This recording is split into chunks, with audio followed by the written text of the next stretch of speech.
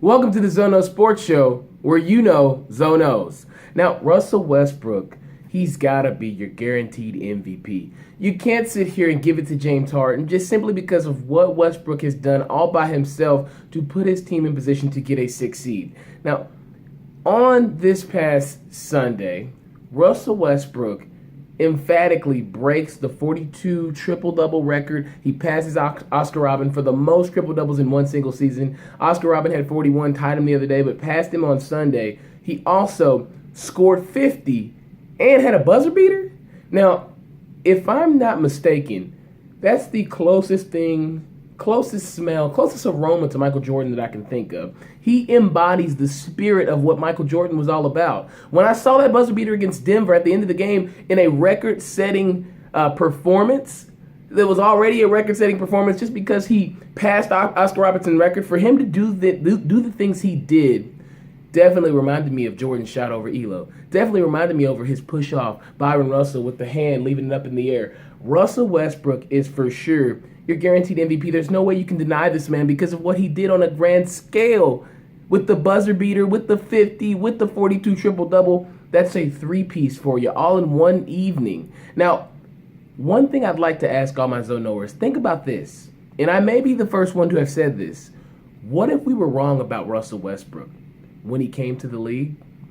What if Russell Westbrook happens to just get drafted by OKC, goes onto a team with with Kevin Durant, and then way out there in Seattle where Kevin Durant started, where we dubbed him a superstar, and then he comes over to Oklahoma City and he's a superstar in Oklahoma City. Then they add an additional really good player, Russell Westbrook. What if we were wrong about that? What if, in fact, Russell Westbrook, if he came into the league and was placed onto his own team and had the ability to shine without having to share a spotlight that was already cemented by Kevin Durant, what if Russell Westbrook would have played somewhere by himself originally? Don't you think that he might have a more glorified career at this point than Kevin Durant? Is it possible that maybe Russell Westbrook is on the level of Kobe Bryant and Michael Jordan, and we just don't know it yet because we're so fascinated with other superstars and what they've done, whereas we don't see a person night in and night out anymore play with the effort that Russell Westbrook plays with every single game? This man plays like he's on a mission to be the greatest player in history of basketball. What if he was the top wolf from the jump? What if on that OKC team, it was really holding him back to have Kevin Durant on the team in the first place? Russell Westbrook has proved this year that he is for sure, a first-time franchise player. Now, I say first time because Mark Cuban made the comment, you got to be a star player. You have to win at least 50 games for your team. Well, he'll win 50 if they make the playoffs, which they will. They're the 6th seed. So, Mark Cuban, what do you have to say now? In my opinion, Russell Westbrook will win more championships than LeBron when it's all said and done. Because if you ask me, Russell Westbrook could end up in LA with Magic, and people will come play with Russell Westbrook because he raises your level to play that much. Have you seen his team? Bunch of regular guys, but they're playing out of their minds. Russell Westbrook could be something that we just simply missed the boat on, and we're witnessing history. Now also, LeBron and the Cavs, they've been on cruise control the entire second half of the season. We know that. The Sunday drive down the stretch, though, has kind of costed them. LeBron, I blame you. Now, you guys are supposed to have the number 1 seed locked up by now. You couldn't do it. You lost 3 straight to the Hawks, 2 to the Hawks, 1 to the Heat. The last 2 you lost in overtime. Cleveland, we have a problem.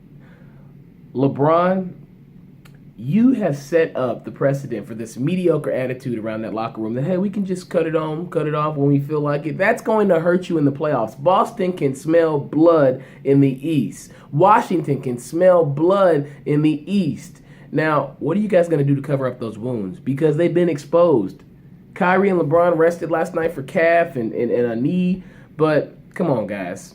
We know that you just need a little rest for the playoff. Maybe you're conceding the number 1 seed. I don't think it's necessarily right to concede the number 1 seed at this point just because playoff basketball is much more competitive than the regular season. But if you guys think that you just have enough talent to do that, then go ahead, be my guest. But I will say this. Don't be surprised if the Cavs are walking off the court in June or May, and with their heads down because we see Isaiah Thomas, Mr. Fourth Quarter, or the Great Wall of D.C., take down Goliath. Stay tuned.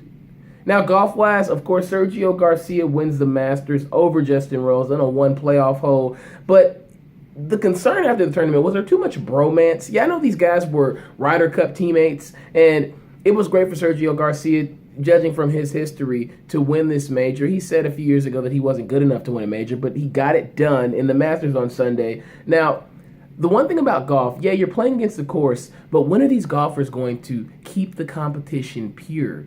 I mean, there's been many points made that Tiger Woods, he was a competitor. And if that were Tiger on the back nine on a Sunday at the Masters, he's not going to shake hands after every made shot, and he's not going to shake hands after every good drive. Tiger Woods is just going to go out there and birdie and bogey his way to a Masters championship and tell you after the game, thanks for allowing me to beat you. So golfers, I'm calling you out. Let's make sure that we keep it not too friendly. Keep it a little competitive in your sport, because in order for us to watch it, we want to see some type of adversary, right? Now, NCAA-wise, Frank Mason, Player of the Year, he took that award home. Now, I got to ask, who voted for this? Frank Mason, great player. His team, Kansas, great. Had a lot of adversity this year with the off-the-court stuff. But Frank Mason, he's great. I can see why he won it. But who voted for this? Why not somebody else? Did Lonzo's bald daddy cost him this award? By his comments that he made last week about Thomas Welsh, Bryce Alford, as well as TJ Leaf, saying that UCLA lost the championship because of three slow white guys. But could that have creeped into voters' minds that they just didn't want to have to hear more from Lonzo Ball's pop, LeVar, because of things he's already said? And that wasn't the only comment that he's made. He's made comments about being better than Michael Jordan. He could beat Charles Barkley. He said so many things. But I really hope that the vote for this Player of the Year in college basketball this year wasn't made just because we didn't like somebody. It was made because this is who should win it. So, Lonzo, you better get your daddy in check, man. I'm just saying. Now, Myles Garrett, projected #1 pick of the NFL, declined a Mike and Mike interview because of critical comments Booger made. Has some tough skin. You're a defensive end. Myles Garrett, go on that show. Let him know how you feel. Let him know why he's wrong. But to run from adversity, it's not good. Not a good sign for NFL scouts. You have to attack adversity. What are you going to do when you got that big tackle looking you in the face, talking crap to you in a game? What are you going to do? How are you going to respond? So if you can't take on a microphone from ESPN on a a Tuesday morning, then what are you going to do in the NFL when they talk to you after the game when you've played bad? Are you going to say something crazy? You're going to just put your clothes on and walk out and say, I don't want to do this interview? I don't know about that, Mr. Myles Garrett. Now, obviously, baseball's back. The Cubs, they still got the juice. Ring night was last night. Ring night, rain delay. But Anthony Rizzo, who was in a bit of a hitting slump, he hit the walk-off, scored the winning run. I really think these are the lovable favorites once more. Chicago, get ready because you might have one more ring coming in 2018, and then you have the back-to-back. For 100 years, they made it back-to-back. It would be 110. That's back-to-back. So 2016, 2017 champs. Obviously, it wouldn't be 2018, but close enough.